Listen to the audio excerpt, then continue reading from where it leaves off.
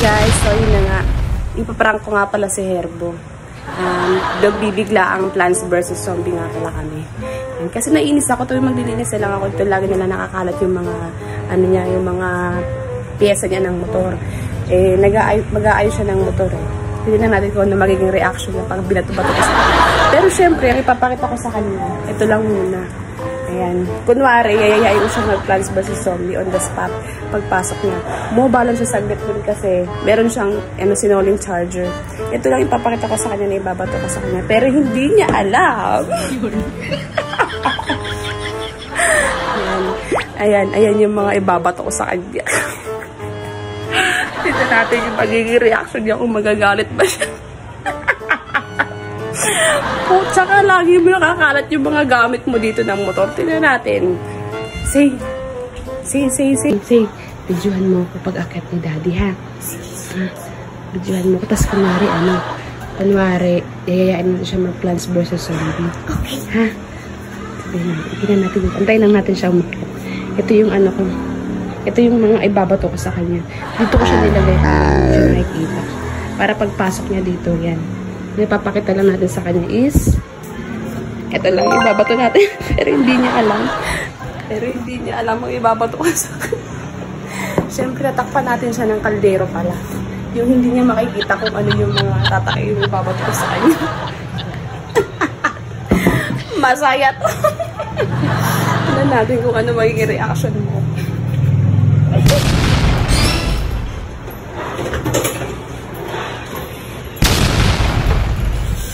Wait lang. Diyan ka lang. Magpa-Plants vs. Zombie tayo. Wait lang. Ito. Hihihil ako eh. Ito. Lagay mo na to sa ulo mo. Pagawin ko.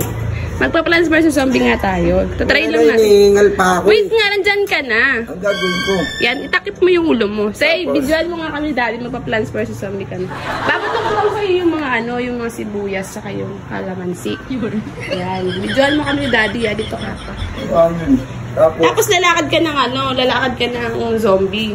Ayan.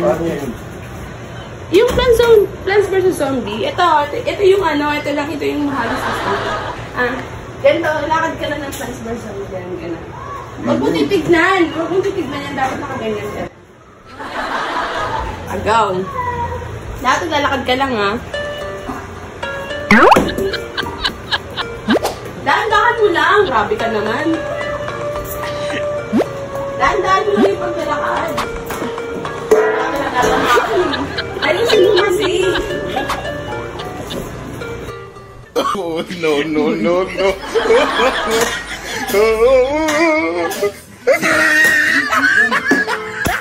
Uy, bago naman ito eh.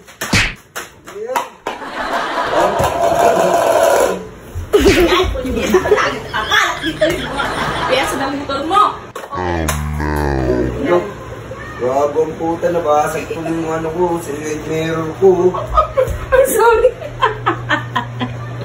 Sorry, man. Ang puta ko nabasag yung langis ko. Nabasag ko.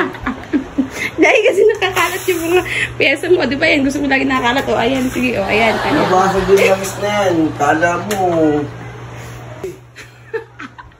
Ano? Gago ko eh. Hindi mo nabasag yung langis na yan. Ano, papabilin kita yan. Gagong puta plus zombie.